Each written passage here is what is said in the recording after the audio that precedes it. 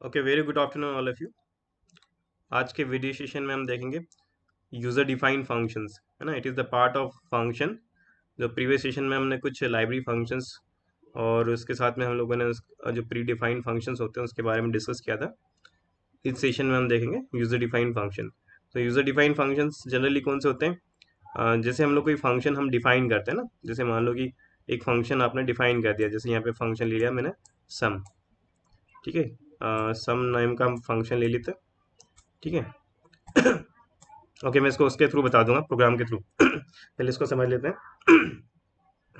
तो जो फंक्शन होता है, फंक्शन को हम जो डिक्लेरेशन कहते हैं, तो उसमें एक हम कीवर्ड यूज करते हैं जिससे होता है डेफ, है ना। डेफ एक कीवर्ड होता है। ठीक है, इसका ये एक्चुअली ये क्या करता है कि फंक्शन की जो डेफिनेशन है वो बताता है। तो उसके बाद हम पास करते हैं फंक्शन का नेम। फंक्शन का नेम जिस जिस भी पर्पज से आप फंक्शन को बनाना चाहते हो, जैसे मान लो कि सम कैलकुलेट करना तो आपने नाम दे दिया सम। ठीक है, अगर प्रिंट करवाना है किसी उसको तो आपने प्रिंट दे दिया। ठीक है, उसके बाद होता है एक पैरामीटर। पैरामीटर मीन्स कुछ वैल्यू हम लोग इसमें पास करते हैं। ठीक है, तो उसको हम लोग बोलते हैं पैरामीटर, कुछ ना कुछ इसमें पास होगा। ठीक है, बाय डिफॉल्ट भी होता है कि हमने पैरामीटर नहीं पास किया है ना, तो वो एम्प्टी पैरामीटर हो जाता है। ठीक है, अब इसमें आप पैरामीटर पास भी कर सकते हो और नहीं भी करोगे तो भी दोनों काम कर सकता है ये। ओके, फिर उसके बाद आता है कॉलन होता है।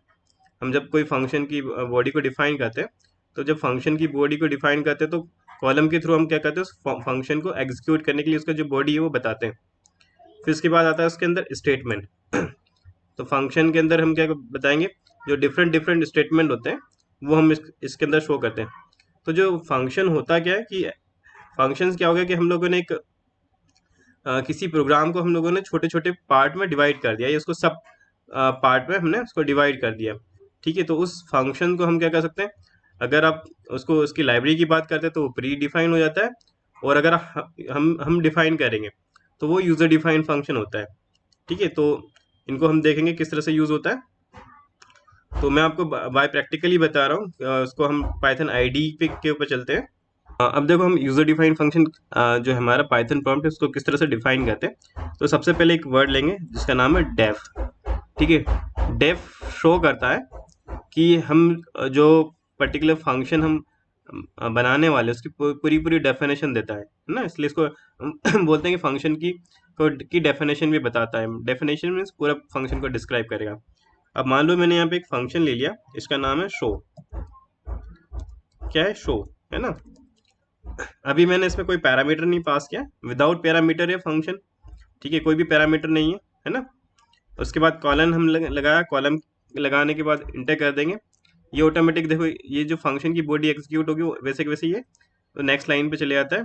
अब इस फंक्शन की बॉडी के अंदर हम कोई मैसेज दे देते हैं, सपोज जैसे मैंने मैसेज दे दिया प्रिंट, यहाँ पे पास कर दिया हेलो। ये एक मैसेज पास कर दिया। ठीक है, अब फंक्शन की बॉडी पास हो गई। अब सबसे पहले इसको हम सेव कर देंगे, सेव कर लेते हैं। जैसे हमारा प्रोग्राम बनाते हैं सेम उसी मेथड से सेव करेंगे। ठीक है, इसका मैंने नाम दे दिया फंक्शन डेफिनेशन ना, ये डिफाइन कर दिया। अब इस फंक्शन को हम रन करते हैं। फंक्शन को रन कर दो, रन मॉड्यूल। ये फंक्शन क्या हो गया, जो आपकी फाइल थी पाइथन फाइल, ठीक है, वो रन हो गई है। अब इसको हम अब इस फंक्शन की बॉडी को जब हमने एग्जीक्यूट किया, ठीक है, तो अब इस फंक्शन को हम क्या करेंगे, पाइथन प्रॉम्प्ट पे जाके उसको कॉल करेंगे। तो यहाँ पे क्या हम लोग कॉल किया, क्या था उसका फंक्शन का नेम था शो। ठीक है, अब इस शो जो फंक्शन हमने डिफाइन किया है ना, इसको मेथड भी बोलते हैं। ठीक है, या तो फंक्शन बोलो या मेथड बोलो, दोनों बोलते हैं। ठीक है, तो ये फंक्शन का जो ये हमने यहाँ पे फंक्शन को कॉल कर लिया। तो जैसे इंटर करेंगे तो ये मैसेज प्रिंट कर देगा। ओके, तो इस तरह से हम क्या कर सकते हैं कि जो फंक्शन है, ठीक है, फंक्शन को क्या कर सकते हैं, यहाँ पे हमने फंक्शन की डेफिनेशन बताई है, पूरे पूरे इसमें फंक्शन की डेफिनेशन को बताया, और यहाँ पे जाके हमने इस फंक्शन को कॉल कर लिया।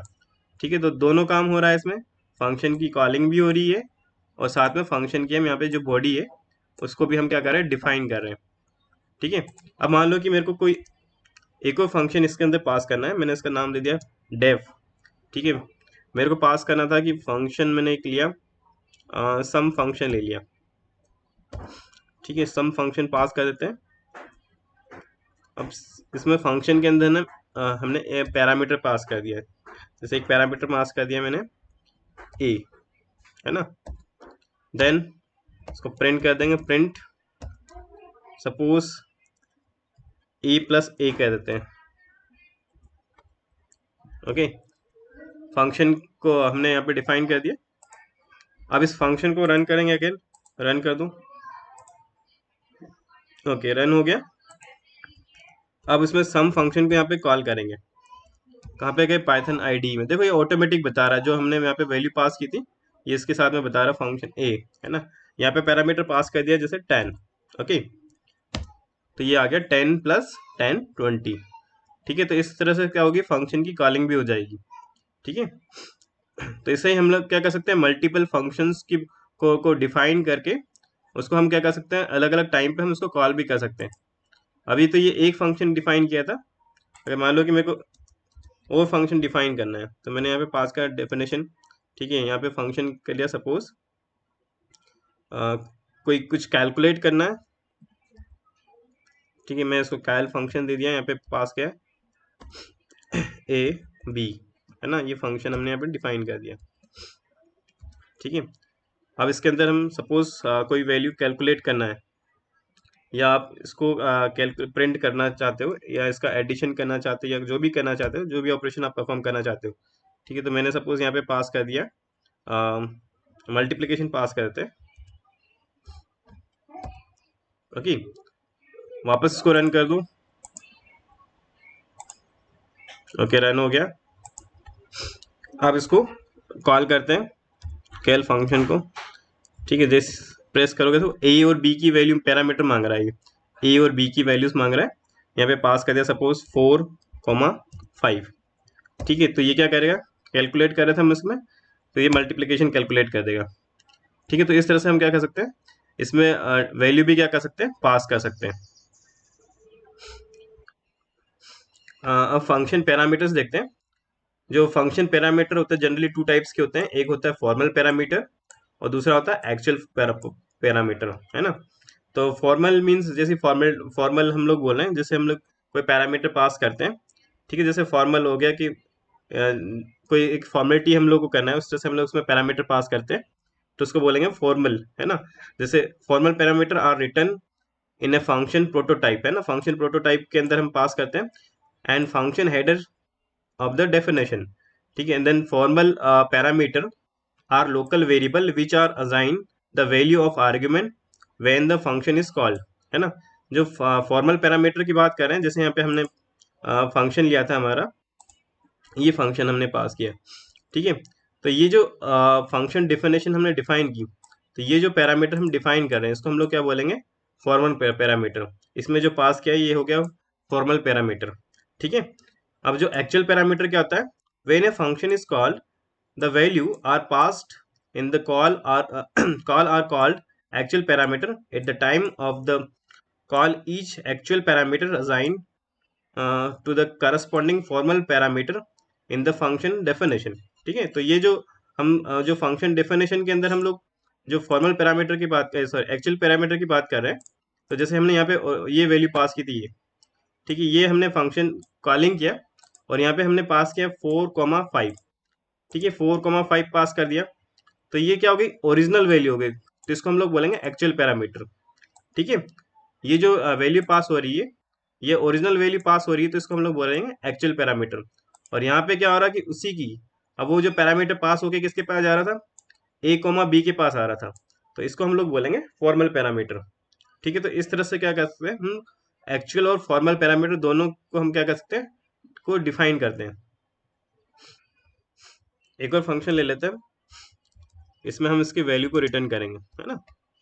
मान लो कि इसमें आपको सब्ट्रैक्ट कैलकुलेट करना है ना। सब्ट्रैक्ट पास कर दिया हमने, यहाँ पे पैरामीटर पास कर दिया ए कोमा बी। ठीक है, ये वैल्यू पास कर दी है हमने, किसके लिए, सब्ट्रैक्शन के लिए। और यहाँ पे वैल्यू रिटर्न कर देते हम।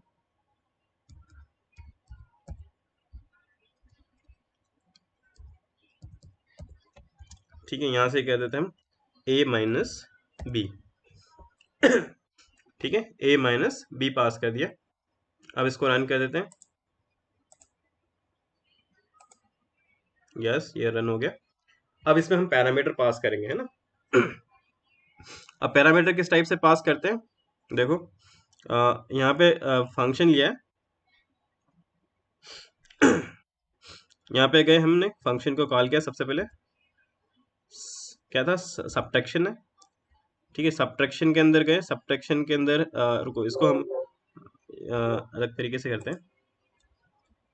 मैं एक इसमें जो वैल्यूज है, मैं कोई वैल्यू पास कर देता हूँ। एम की वैल्यू पास कर दी मैंने, सपोज 10, ठीक है। एन ले लिया, एन की वैल्यू पास कर दी मैंने 5, ओके। अब यस, ये जो एम और एन की वैल्यू हम इस फंक्शन के अंदर पास करेंगे। तो यहाँ पे यस, सब्ट्रैक्शन के लिए सब फंक्शन, ये देखो ए और बी की वैल्यू मांग रहा है, मैंने पास कर दिया एम कॉमा एन, ठीक है। इसको इंटर कर देते हैं, तो इसने वैल्यू क्या कर दी, रिटर्न कर दी। तो यहाँ पे देखो, ये ओरिजिनल जो वैल्यू है एम और एन, ये हमने यहाँ पे ओरिजिनल वैल्यू ये पास की है इसके अंदर फंक्शन कॉलिंग के अंदर, ठीक है। फंक्शन कॉलिंग के अंदर पास हुआ। और ये यहाँ पे क्या कर रहा है कि ये वैल्यू पास होके गई ए कॉमा बी के पास। यहाँ पे ए माइनस बी, है ना, ए माइनस बी सब्ट्रैक्ट हुआ, और यहाँ से जो भी वैल्यू आई थी, इसका जो भी रिजल्ट था वो रिटर्न कर दिया। तो वैल्यू रिटर्न होके कहाँ पे आ गया, इस जगह पे आ गया। इसका जो आउटपुट है वो आ गया 5। मतलब कैलकुलेटर के अंदर हम लोग अलग अलग पहले सम के लिए लेते हैं, सब्ट्रैक्शन के लिए लेंगे, मल्टीप्लिकेशन के लिए लेंगे, और डिवीजन के लिए लेंगे। तो हम सबसे पहले एक फंक्शन ले लेते हैं। फंक्शन डेफिनेशन में सबसे पहले लिया सम, ओके। इसमें पैरामीटर पास कर दिया, 2 पैरामीटर पास करेंगे, ए कोमा बी, ओके, ठीक है। इसमें वैल्यू रिटर्न कर दें ए प्लस बी। दूसरा फंक्शन ले लेते हैं, इसका नाम है सब्ट्रैक्शन के लिए। यहाँ पे पास कर दिया हमने ए कोमा बी। इसमें हम रिटर्न करेंगे सब्ट्रैक्शन को ए माइनस बी। तीसरा हमने ले लिया डिवीजन, इसमें पास कर दिया A comma B,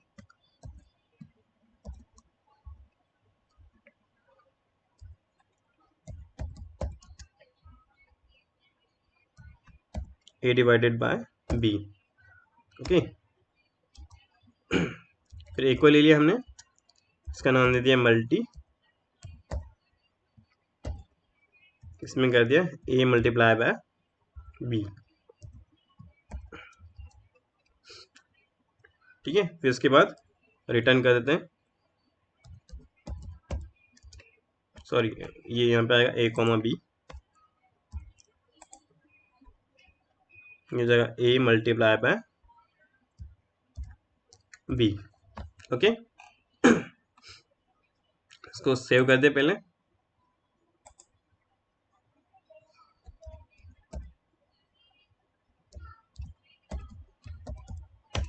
okay. Run करते हैं, ओके। मॉड्यूल रन हो गया, ठीक है। फंक्शन को हमने रन कर दिया। अब देखो, इसमें पैरामीटर पास करेंगे। सबसे पहले फंक्शन को कॉल करते हैं सम को, ठीक है। यहाँ पे पैरामीटर पास कर दिया मैंने डायरेक्ट 4,5, ठीक है। इंटर कर दो, ये आ गया सम। अब इसके बाद सब्ट्रैक्शन फाइंड करते हैं।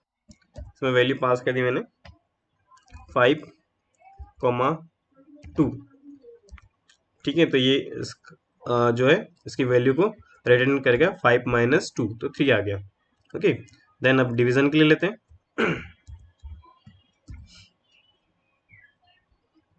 यहाँ पास कर दिया 15,3, ओके। तो ये डिवीजन फंक्शन से वैल्यू रिटर्न आके होके आ गई। उसके बाद मल्टी के लिए लेते हैं, मल्टीप्लिकेशन के लिए।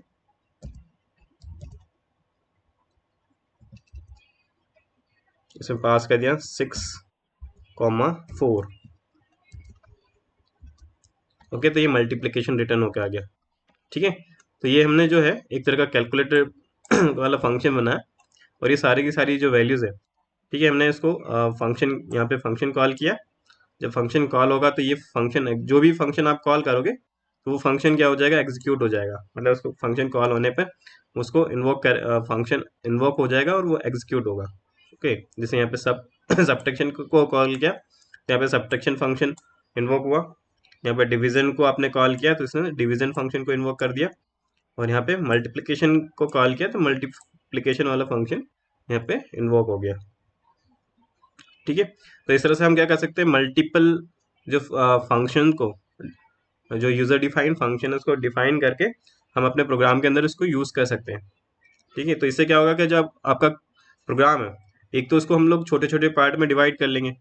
ठीक है, और उसके बाद क्या होगा, मान लो कोई फंक्शन आपको मतलब रिपीट करना है, तो आप उसको क्या करोगे, ओनली फंक्शन कॉल करोगे। फंक्शन कॉल करके हम क्या करेंगे, उसमें पैरामीटर पास कर देंगे, तो बार बार आपको उस फंक्शन को बनाने की जरूरत नहीं पड़ेगी या उसका कोड लिखने की जरूरत नहीं पड़ेगी।